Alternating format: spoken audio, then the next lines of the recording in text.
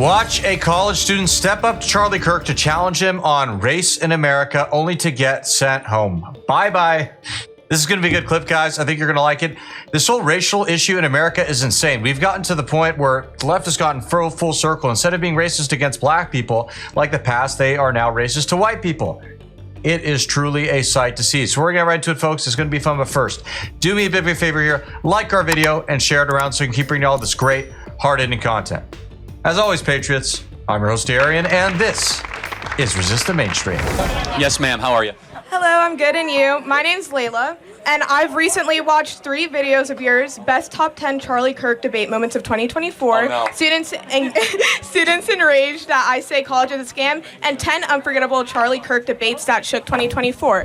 And I picked 3 different topics that I think are important to me, which comes down to immigration, affirmative action, and DEI, and college is a scam. But the one I want to talk to you about the most is affirmative action and DEI.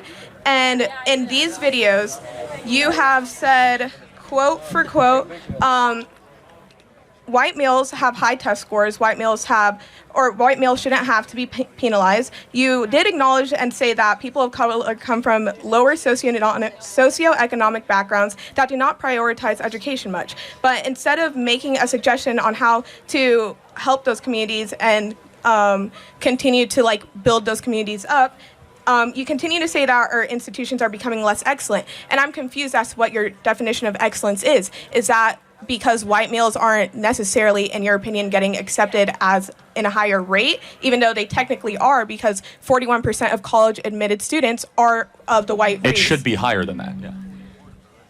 Based on what? Where are you getting the statistics? I just want to understand. It's a good question. The Supreme Court did a whole case on this, and it ruled against affirmative action, and we saw the books of Harvard. So I don't want to cut you off. May I know for future reference so I can understand where you're coming from and get more context, could I know the Supreme Court case? Yeah, so the name, 2.5 years ago, I think it was something out of California. Someone look it up. You could use Grok or ChatGPT. If somebody could please look that up for me. Thank you. So we saw the data out of Harvard. Harvard was the test case. And effectively, approximating, but a white male had to get about a 30% higher test score to even be considered than an equivalent black student. And when was this? Over 30 years. Yeah, I think so. Yeah, I think so. So basically for a black student, they could do 30% worse on their standardized scores than an equivalent white student. And you don't think that has any outside factors to do with it? Well, that's not the point. The point is whether or not. But how is that not the point? Because I don't believe we should accommodate based on outside factors. You do. Well, I do, because I believe in progression. And I feel like you have stated in multiple of your videos, which I do have a quote. No, fair enough. I'm just making sure we understand we disagree. For sure. I don't think we should change the rules of the game to accommodate. What were the rules of the game? Well, the rules of the game are that you should be treated fairly and equally, right? For sure. That's an American principle. And I agree with that completely. Got it. So, therefore, a white male should not be treated differently than a black male. But when you come from a different... Doesn't matter.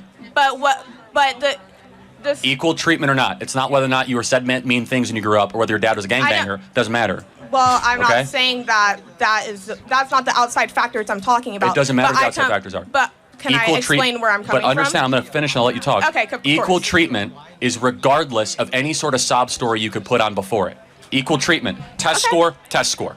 And I completely agree with that. But It's even worse than Charlie is making it seem with what he says about the college stuff. If you look at the recent S&P jobs report, for instance, from 2021 to 2023, just 6%, yes, 6% of all new jobs in the S&P 500 went to white people. All right, that's disgusting. It's disgraceful when you think about that. That shows, in my view, very obviously some kind of system that is actively discriminating in the most heinous of ways against qualified people in the United States. All right, you know for a fact that it was far more than 6% of white people applying to these jobs, especially when you consider that whites are by far the majority in America. And, it's funny, you notice how this girl says she believes everyone should be treated equally, but also not really, because she supports affirmative action DEI. If you told her about this jobs report, I bet you she would say, no big deal. I believe in progression after all. And that's another thing I have a bone to pick with. Why is progression and progressive and all that? Why is that word always used as a synonym for good in our popular culture? That drives me insane. I hate that. Okay? Progressivism is a cancer. All right, it's simple as that. And the idea that, oh, it's progressive, it's good. It's progress. It is just the left manipulating language. Do not fall for it. I also come from a predominantly white town, so I understand what you're trying to say. In my district, we have so much funding, and I live in the Florida Keys, so there's a lot of funding that comes to my school.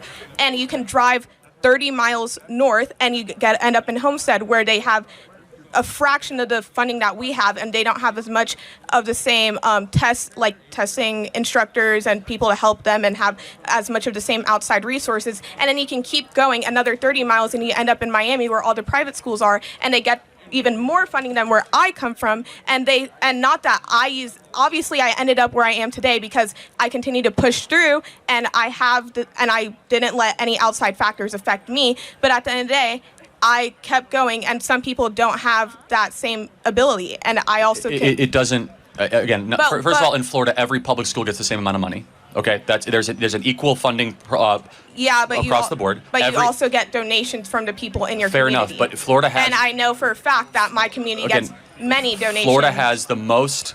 You could use equitable funding structure of any school, and has universal school choice, basically. So that's number one. Number two, explain to me why, when we're admitting people for a job, should it just be what's on that piece of paper, or should race play into the factor? So I know that your argument is mediocrity. I forgot. I don't mediocrity. Really. Okay, yeah, and I know that, and I also believe in quotas as well. But I don't think that it should be one and one, but they should go hand in hand. Because at the end of the day, if I have just as good as a resume as somebody next to me, I wanna understand where you're getting that jobs are just taking people because they're a woman, because they are black. I just want to see. And I understand what you're trying to say because of course, with affirmative action and DEI, that does give them an upper hand. But where does it say that you take somebody just because of that color? All over the place. Capitol Street Partners back in the summer of 2022 said that they will not hire white men for internships. That's one example of thousands I could give. But because of how many people are in there, how many people in position? No, because they wanted to be. Again, that's irrelevant. It does not matter if you have an internship and everyone is a white man. If they're all qualified, that's great. It doesn't matter if they're all Asian or all black. It should be what merit qualification gets the people into that position. And of course, but if this school only wanted white people to attend. No, good, excellent qualified people. And if they end up majority white, who cares? Why does that matter?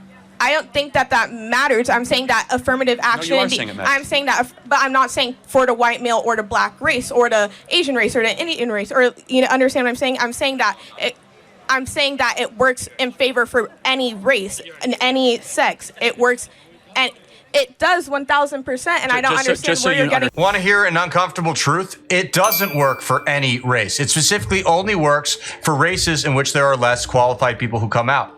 Okay, that's the simple reality of it. All right, we have a lot more white people in this country, and unsurprisingly, we have a lot more qualified white people in this country applying to stuff.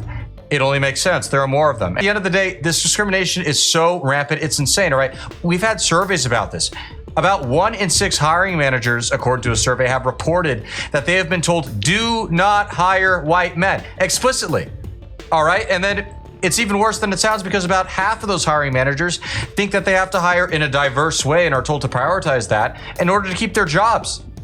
It's sick, all right? It's sick. That information. It is anti-white racism that was in the fiber of our laws that is now getting away thanks to President Donald Trump, where if you were a white man, especially to apply for internships, jobs, going to college, that it was significantly harder to get those jobs, to get into those practices, because there were quotas that made it easier for people of other skin colors with lower standards to be able to get those positions. We agree there's only so many slots in a college. Right? There's only so many positions in an internship. It's a limited supply. I completely agree. It is scarcity. So when you have a scarce resource, you have to decide how you're going to divvy up that scarce resource. For sure. In a DEI model, they're going to say, okay, we're not going to do any more than 30% white, and then we'll do 15%. And so you kind of come up with these quotas. Therefore, they end up saying, well, what happens if the 15% black is not qualified? They don't care, which ends up happening far too often. Or what happens if the Can you give me examples of cases?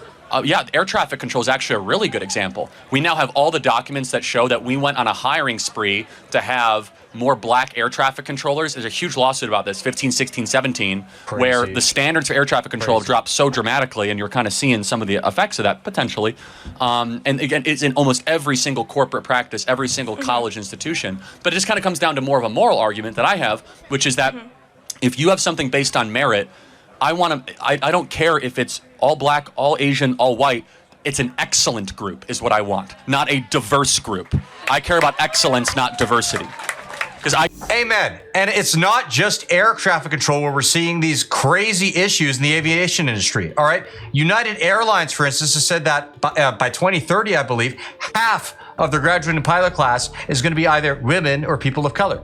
What does that mean? It's very obvious what that means. It means half of our applicants, or people who come through rather, accepted people, will not be white men. Sorry, suckers, you're out of luck. Never mind the fact that the vast majority of pilots are white men, because generally speaking, they make up the most applicants, as well as for the most part, the most qualified applicants. And, you know, when somebody might potentially end your life by not making the right move on a plane, I think it's kind of important that we go off their qualifications and not their skin color and sex. But maybe that's just me. I don't know. Maybe I'm just crazy. I do not believe diversity is a strength. I believe unity is a strength. I believe the pursuit of higher purposes is a strength. Does that make sense?